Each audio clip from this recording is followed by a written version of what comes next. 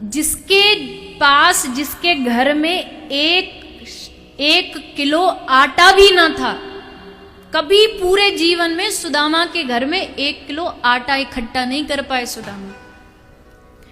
लेकिन क्या कभी आपने भागवत जी में सुना कि सुदामा पहुंच गया भगवान से लड़ने की? आप मेरे मित्र हो, बेस्ट फ्रेंड होकर के आपने कुछ नहीं दिया मुझे। भगवान कह रहे हैं कुछ मांगे, पर सुदामा ना ना प्रभु, वही फटी धोती, मैं उसी में खुश हूं, मैं उसी में प्रसन्न हूं।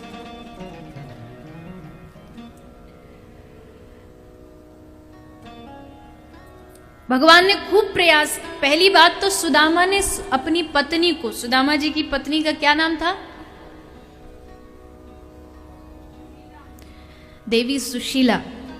तो अब माताओं का थोड़ा सा स्वभाव होता है बढ़िया वस्त्राभूषण पहनने का, कुछ अच्छी वस्त्र। यद्यपि सुशीला बहुत भगवत भक्त थी, किंतु फिर भी नारी स्वभाव है तो मन में आई जाता, अरे पड़ोसन देखो कितने बढ़िया बढ़िया कपड़े पहनती है, उसका पति देखो उपहार लाता, ये तो हमको कभी पूछते ही नहीं, करवा चौथ पे एक अंगूठी तक न दी।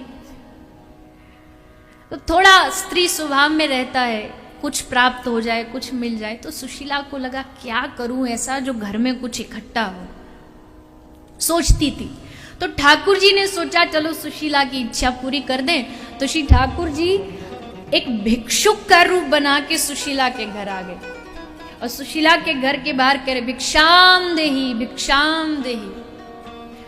सुशीला बाहर आई, बोले महाराज जी हमारे घर में तो सूतक है, कुछ नहीं मिलेगा। तो भगवान बोले कब तक की सूतक है? सूतक खत्म हो जाए हम तब आ जाएंगे। बोले नहीं नहीं प्रभु, 1 दिन, 10 दिन, 1 महीना, 1 पक्ष की नहीं, पूरे जीवन भर की सूतक है, यहां नहीं मिलेगा आपको कुछ नहीं। अरे अरे ऐसी बात, ऐसा कैसे? बोले महाराज 1 अन्न का दाना नहीं। बोले सुदामा इतना बड़ा राजा का मित्र होके भी घर में अन्न का दाना नहीं। सुशीला को अब तक नहीं पता था कि द्वारिकाधीश उसके मित्र हैं। सुदामा ने कभी बताया ही नहीं, सुदामा ने कभी नहीं बताया। आज भगवान सुशीला को बताने आए ताकि ये थोड़ा पीछे से प्रेशर करे कि जाओ तुम द्वारिकाधीश के पास जाओ। तो भगवान बोले तू द्वारिकाधीश का मित्र होकर के कुछ नहीं घर में खाने को। बोले क्या? बोले हाँ बिल्कुल, तुझे नहीं पता, तेरा पति द्वारिकाधीश का बचपन का लंगोटिया यार है और कहते हैं दुख में तो मित्र ही साथ देता है। तो जा बोल अपने पति को, जाएगा द्वारिकाधीश के पास। मैंने सुना है द्वारिकाधीश बड़े दयालु हैं, सब पर कृपा करते हैं, तेरे पति को भी थोड़ा बहुत कुछ दे देंगे। अब बस सुशीला को लगा ये सही मौका है। सुदामा माला लेके हरे कृष्ण कृष्ण कृष्ण हरे राम जाप कर रहे हैं, तभी सुशीला आई। बोले अभी थोड़े भक्ति में गहराई में है, गरम लोहे पे हथौड़ा मारोगे तो थोड़ा जल्दी मुड़ जाता है। बोलिया जी सुनते हो? कहिए। सुना है द्वारिका वाला कृष्ण तुम्हारा यार है, तुम्हारी मित्रता थी उससे, आपने तो कभी बताया ही नहीं।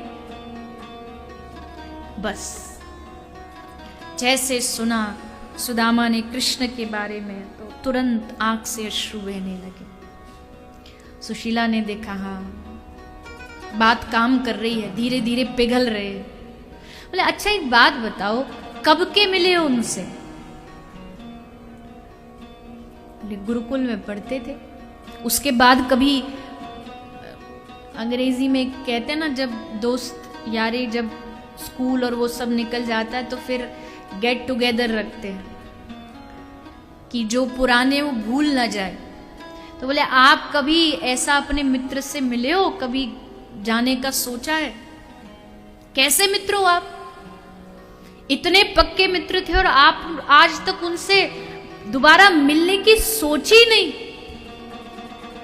बस जैसे कोई हवन कुंड में आहुति डाल दे ना, वैसे सुदामा को मिलन की इच्छा तो थी ही, सुशीला ने उसमें घी डाल दिया कि कब से नहीं मिले, अरे एक बार तो मिल लो जाके।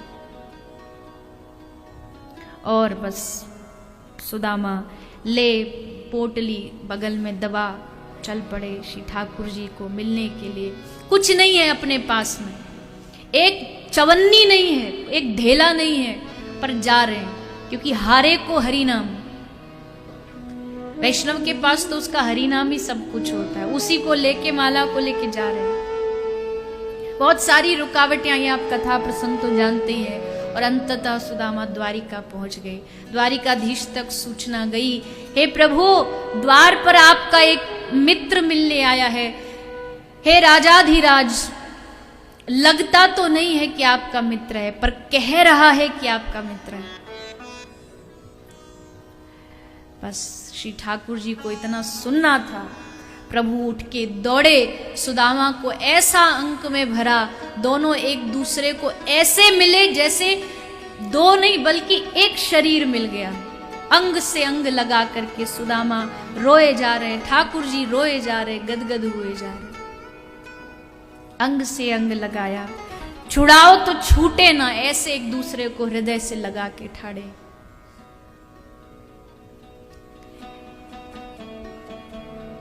राजाधिराज ठाकुर ने देखा सुदामा का वो दुर्बलता, और जब गले मिल रहे तो सुदामा क्या सोच रहा है, प्रेम देखिए। सुदामा के मन में क्या आ रहा है कि अरे मेरे तो शरीर में इतनी दुर्बलता है, हड्डियां बाहर निकल रही हैं, कहीं ये हड्डियां मेरे ठाकुर के कोमल श्रीअंगों में गड़ ना जाएं, ये सोच करके सुदामा पीछे हट गए।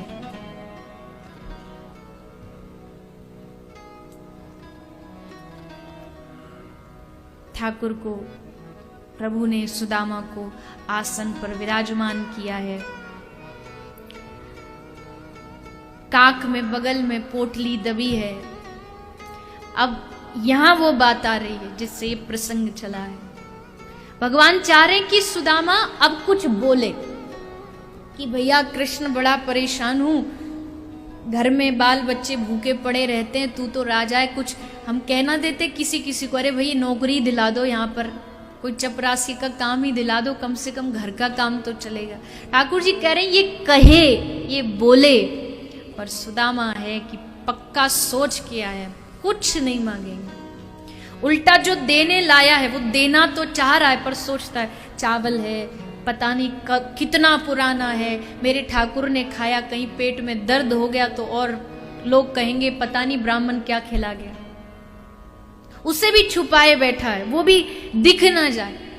ठाकुर जी पूछ रहे क्या क्या छुपाया है बगल में, दिखा क्या छुपा रखी है। बोले ना ना कन्हैया कछु ना, बुढ़ापो हैगो ना, तो खाने पचाने में थोड़ी परेशानी हो तो चूरन धर राखो, पचावे में मदद करे। ठाकुर जी बोले अच्छा हम ते छुपावे गो, हम त्रिलोक के स्वामी कण कण की जाने अंतर्यामी, और हमें ही छल रहे हो, हमें ही धोखो दे रहे हो। तो भक्त वत्सल भगवान ने पोटली कांख में से छीनी और उसको आरोग गए। 7 दिन तक सुदामा रहे हैं, आतिथ्य स्वीकार किया है, और जब जाने लगे तब भी भगवान ने खूब प्रयास किया कि सुदामा मांगे, तब भी नहीं मांगा है सुदामा ने। और उल्टा जब घर जा रहे हैं अपने गांव की ओर तो मन मन में सोच रहे हैं अब सुशीला खड़ी होगी दरवाजे पे, ताक लगाई खड़ी होगी कि स्वामी कुछ ला रहे होंगे, क्या बोलूंगा उसको। ये बोल दिया कि कृष्ण ने कुछ नहीं दिया तो वो तो बावरी है, उल्टा कृष्ण के प्रति द्वेष रख लेगी कि अरे कैसा मित्र था, कुछ नहीं दिया, और उसके मन में कृष्ण के प्रति द्वेष आई, ये मैं नहीं चाहता। इसलिए क्या सोच रहे हैं कि ये बोल दूंगा कि कृष्ण ने दिया तो बहुत सारा था, पर रास्ते में मैं सबको बांटता हुआ आया हूं, इसलिए सब खत्म हो गए। ये सोच करके सुदामा चल रहे। और जब पहुंचे अपने गांव तो आप सब जानते हैं, जहां एक टूटी फूटी सी झोपड़ी सुदामा की हुआ करती थी, वहां बड़े बड़े महल, आलीशान पूरा साम्राज्य बना हुआ।